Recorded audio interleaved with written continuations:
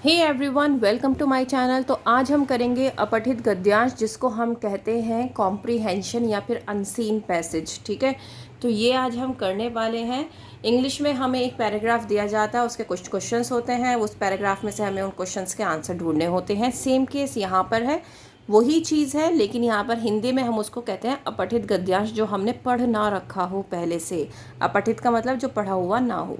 ठीक है, जो गद्यांश पहले से ना पढ़ा हो उसे अपठित गद्यांश कहते हैं। गद्यांश के नीचे दिए गए प्रश्नों के उत्तर देने होते हैं। उत्तर देने के लिए इन बातों का ध्यान में रखना चाहिए।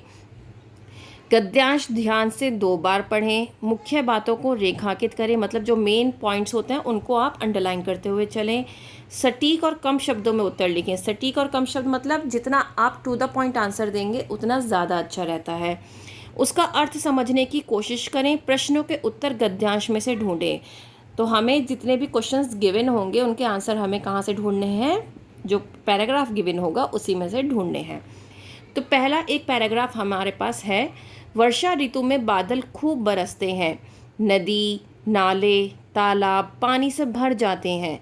चारों ओर हरियाली दिखाई देती है। वर्षा आने पर हमें गर्मी से राहत मिलती है। बच्चे बारिश में नहाने दौड़ पड़ते हैं। वन तथा बागों में मोर पंख फैलाकर नाचते हैं। तालाबों में मेंढक टर टर करते हैं।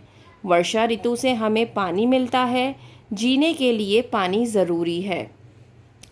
वर्षा ऋतु में पानी से क्या भर जाते हैं? तो हमें यहाँ पर इसको बताना पड़ेगा, क्या भर जाते हैं? नदी, नाले, तालाब पानी से भर जाते हैं। वर्षा ऋतु में नदी, नाले, तालाब पानी से भर जाते हैं। नेक्स्ट है, वर्षा ऋतु में चारों ओर क्या दिखाई देती है? चारों ओर हरियाली दिखाई देती है। तो वर्षा ऋतु में चारों ओर हरियाली दिखाई देती है। बारिश आने पर बच्चे क्यों दौड़ पड़ते हैं? बारिश आने पर बच्चे बारिश में नहाने के लिए दौड़ पड़ते हैं। ठीक है ना। मेंढक कैसी आवाज़ करते हैं? अभी हमने यहाँ पर टर टर। देन जीने के लिए क्या ज़रूरी है? पानी ज़रूरी है। तो इस तरीके से आप क्वेश्चंस के आंसर कर सकते हैं। अब हमारे पास एक अपठित गद्यांश है, इसका हमें आंसर्स निकालने हैं। मोहित और अमन अच्छे दोस्त हैं। दोनों मिलकर पढ़ते और खेलते हैं। अमन का जन्मदिन आने वाला है। अमन को चित्रकला का शौक है।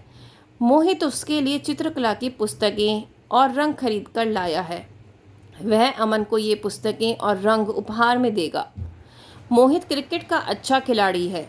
शाम के समय सभी बच्चे मिलकर मैदान में क्रिकेट खेलते हैं।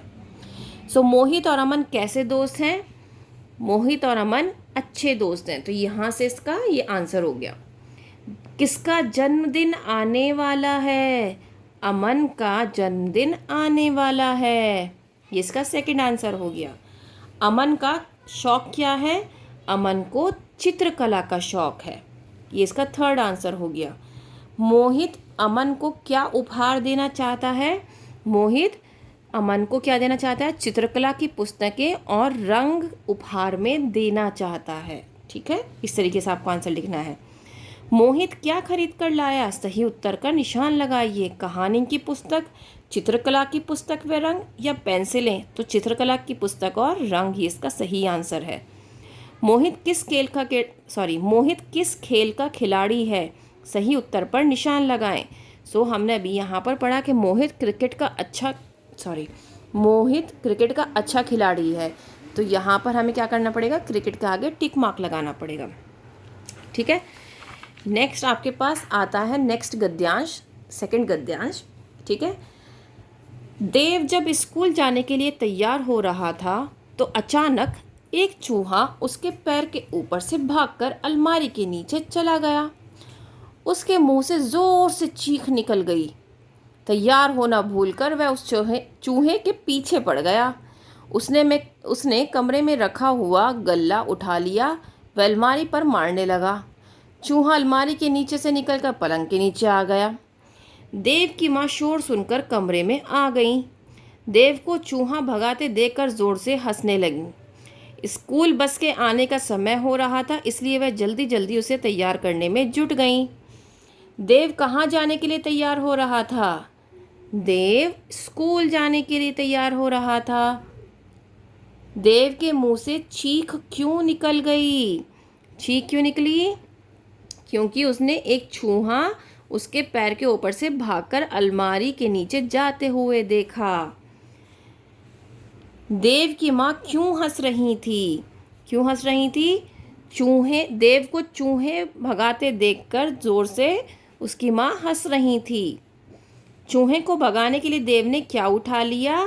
उसने बल्ला उठा लिया। देव कुछ यहाँ पर आपने उस कमरे में रखा हुआ बल्ला उठा लिया, वह अलमारी पर मारने लगा। तो यहाँ पर उसने क्या उठाया था? बल्ला उठाया था। देव की माँ उसे तैयार करने में जुट गई क्योंकि देव को स्कूल नहीं जाना था। देव को चूहे से डर लगता था। स्कूल बस के आने का समय हो रहा था, इसलिए उसकी माँ उसको तैयार करने में जुट गई। तो इस तरीके से आपका अपठित गद्यांश का चैप्टर कंप्लीट हो जाता है। उम्मीद करती हूँ कि आपको पसंद आया होगा और आपके लिए बहुत ज़्यादा हेल्पफुल रहेगा। प्लीज़ इस चैनल को सब्सक्राइब करिए, वीडियो को लाइक करिए और ज़्यादा से ज़्यादा शेयर करिए। That's all. Thank you.